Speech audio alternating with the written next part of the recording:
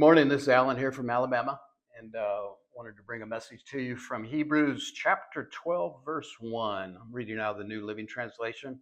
It says, "Therefore, since we are surrounded by such a huge crowd of witnesses to the life of faith, let us strip off every weight that slows us down, especially the sin that so easily trips us up. And let us run with endurance the race that God has set before us." Anytime you and I see the word therefore in Scripture, that should immediately draw our attention.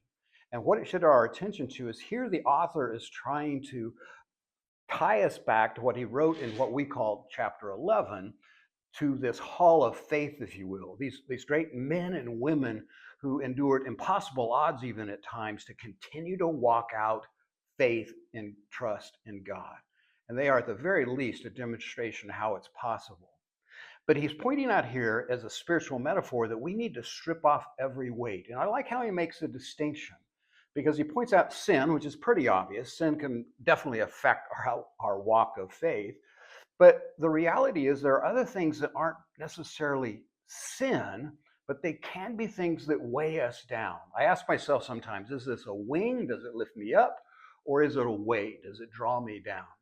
As a leader of volunteer ministries for a long time, I can tell you that I've heard all kinds of excuses about things that weren't necessarily bad, but they were things that people were involved in doing that was taking them away from their ability to walk out the faith that God had given them and do the things that I believe God had called them to do. Now, all of us have to ask ourselves that question, right?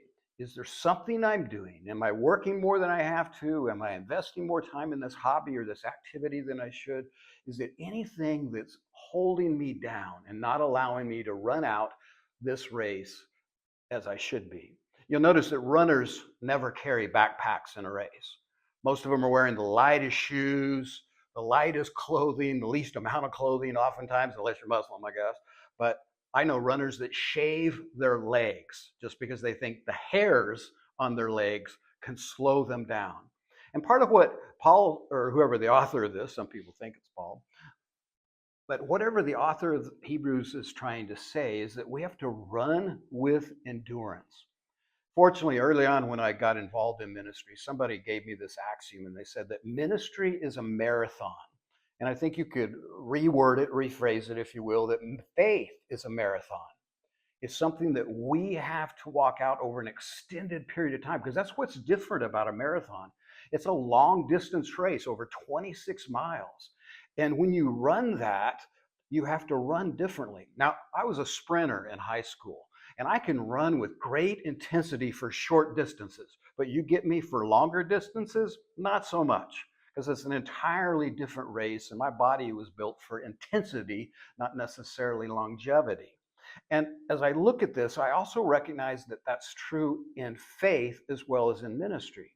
In fact, one thing I've become really adamant about is that I'm looking for people that are consistent. That's what I want to be. I want to be consistent in my walking out of faith. Because I've seen a lot of people that started with a lot of intensity that over the years, they flamed out. And even worse, in some cases, burned out of the faith altogether. So as great as intensity can be for the short duration, what's more important is consistency over the long duration, because intensity is always short-lived. The author here tells us even how we are to run this race. In verse 2, he says, we do this by keeping our eyes on Jesus, the champion who initiates, who begins, if you will, and perfects, or you could also say completes our faith. What a beautiful thing that our faith really originated in Jesus. And it's completed by him as well. It made me think of this verse in Philippians 1, verse 6, where Paul wrote, I'm sure of this, that he, speaking of Jesus, who began a good work in you will bring it to completion at the day of Jesus Christ. When Jesus comes back to gather up his people, and that day will be that finale, if you will, of walking out our life of faith. And I love how he points that out, that all we got to do is keep our eyes on Jesus. I'm no different than most of you. I get distracted. Oh, squirrel, right? You know, and it's so easy to be caught off by different things, different problems in our life, or even different things that are interesting going on in our life, family activities, personal activities. And rather than chasing squirrels, we need to keep our eyes focused on Jesus. Because someday, I hope to be able to say, as the Apostle Paul wrote his prodigy Timothy, and what's recorded in 2 Timothy 4:7, that I have fought the good fight, I have finished the race, and I have remained faithful. Most of you have heard that old saying, slow and steady, you know the rest.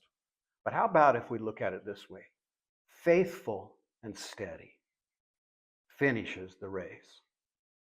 I want to finish the race, and I pray and hope that you finish the race as well. God bless you. Walk out your faith daily. Keep your eyes on Jesus, and he's got it the rest of the way.